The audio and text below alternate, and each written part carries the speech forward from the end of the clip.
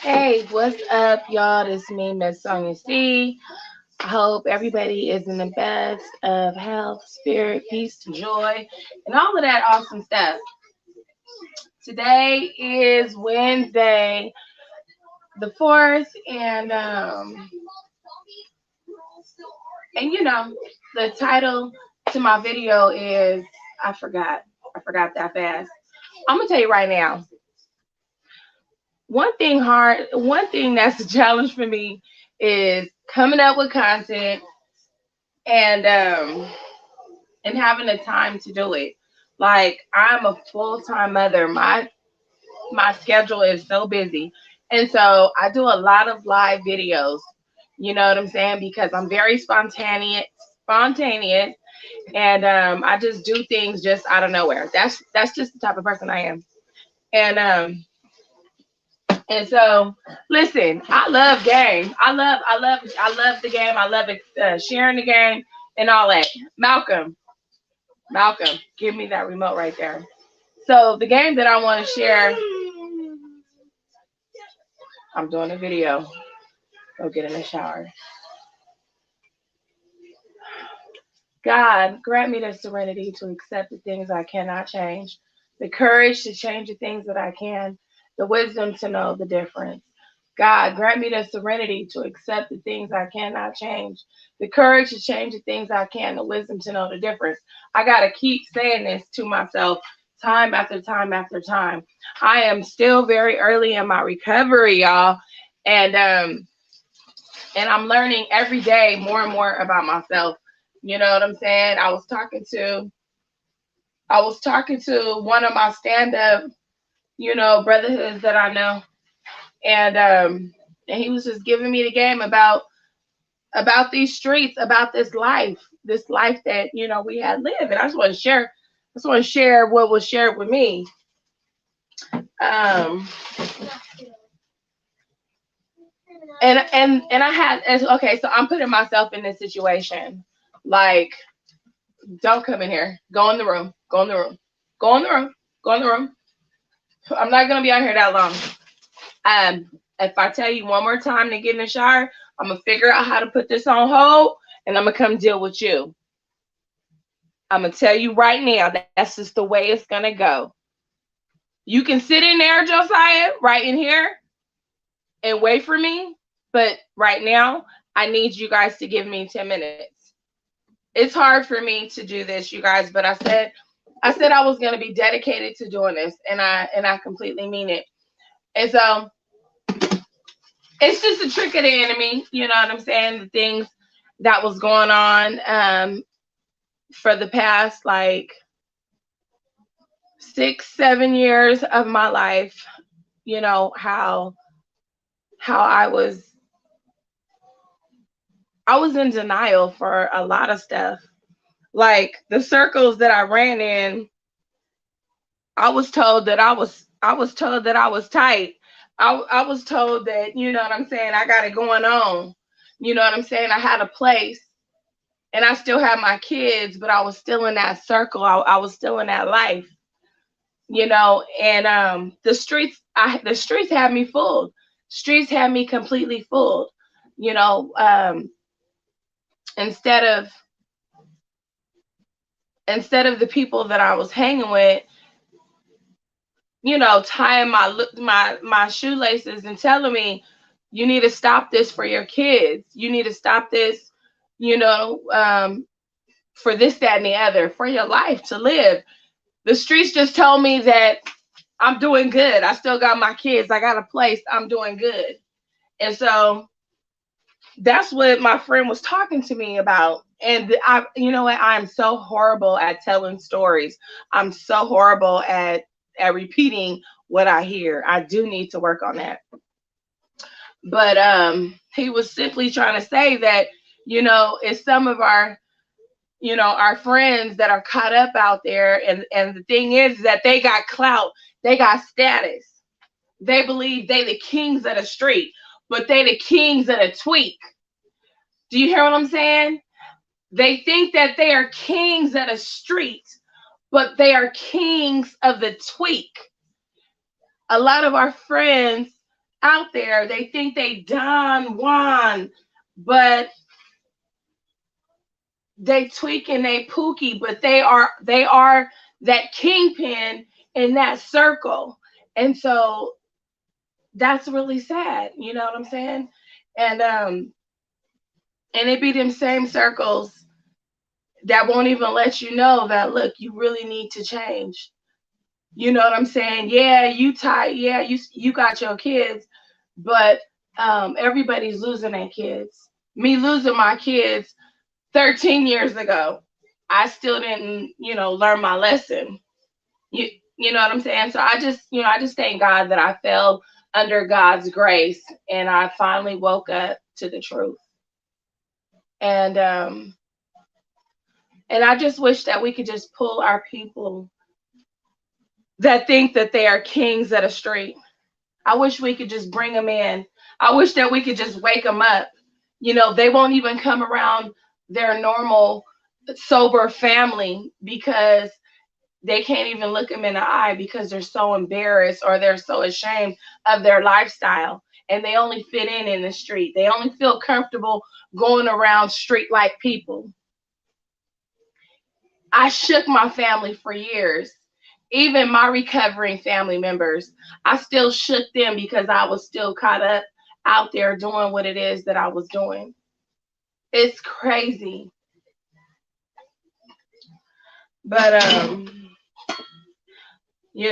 I just, them streets, they ain't telling us the truth. They not telling they ain't telling the truth, y'all. They not telling us the truth. Just because you got a place, that don't mean nothing. All of this vanity don't mean nothing in the world. All of them crowds you hang with, everybody got an expiration date. But the ones that's gonna show up at your funeral are your family, are your family members. But we keep alienating our family. We keep shutting our family out and not letting them reach us. You know what I'm saying? I almost lost a friend to the streets, and his own family didn't even know. His own family didn't even know that he almost died. He was in a coma for 7 days. But because he was living the street life, he was not in constant contact with his family. So when I had reached out to his family and I said, look, he missing. Something happened to him because he didn't show up to help me with the kids. And I'm at Cash Creek, and where is bruh? Something ain't right. And then somebody told me he got jumped. But the thing, what I'm trying to simply say is, when we out there in the streets, we be disconnected from our family, and so we don't do them wellness checks. And so when your family don't hear from you for a week or two, that's just regular behavior. That's just like, oh, okay, they cool. That's just what they do. They don't check in no way. Nah, that's not cool. We not finna be like that. So if you one of them people that don't check in with your family and you out there in them streets, don't do that no more, because it may come time to where they're trying to no. I'm gonna take that back. It's time to start checking in with your family. You need to be checking in with your family at least once a week, because something could be really happening with you. You could be really missing. You could be kidnapped. Anything. No, you should check in with your family at least twice a week. Real talk. And I'm speaking now. Look, I'm talking to myself too, because there was a time. I'm not even gonna talk about me right now, because my story is so real, and my story is so real, and it humbles me all the way up. It shuts me all the way down sometime. I'm not trying to get into a vulnerable state right now. I don't even have anybody. Thank you for the like. I don't even have any. I have 2 people watching. I don't have enough people even like dialoguing with me. So I'm not. Anyways, that'll be another story. That'll be another you know live that I do. My story is everything about me is real, even when it's embarrassing. Even when it's embarrassing, it is so real. And people turn their back on me because they're embarrassed for me at times, and it's okay. And I love you for that, for having some empathy. Thank you. But my point that I was trying to make is tap in with your family, because it's very important. Something could really be wrong with you, and you don't want to be one of them people that have been so out of touch with your family to where by the next time they find out about you, they hear like you done died and it's been a whole month, since you died or something like that. You don't want to go missing like that. I had a friend, like I was sharing with you earlier, that was in a coma for a whole 7 days. And finally, UC Davis tapped back in and was like, okay, I think we got the person that you've been looking for. You know what I'm saying? He was out there in the streets. He didn't have no ID. He didn't have nothing. All I had was a Triller video that I done did, and I sent it to the social worker at UC Davis. Real story, true story. He didn't even, his own family, when I told them that he was missing, they were like, oh no, he cool. He probably just in a bando somewhere. It'd be sad, but that be the truth, y'all. That be the truth. And my friend to this day, he's still around. Thank God. God has a whole nother plan, a whole nother mission for him. And I just hope that I can put a little sunshine in his world and give him a little hope and encouragement. And I think that's what it's about. I think it's us, being the game changers in this whole situation. Well, thank you for letting me just share. This is, my digital journey through, recovery. Whew, I think almost in about 90 some days, it'll be a whole year, y'all. And only thing I can say is that it's just taking me one day at a time, one moment at a time, 1 second, you know. And yes, there are triggers. You know what? I done turned this into a whole NA meeting, y'all.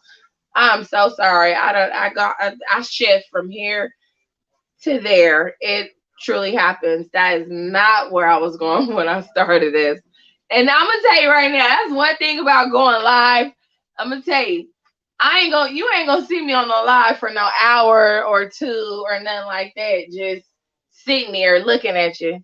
But once you say it, you can't take it back. You know what I'm saying? I got a lot of stuff to say, but the thing is that I like people to talk to me, not just look at me. I mean, I got a lot to say, but I'm not a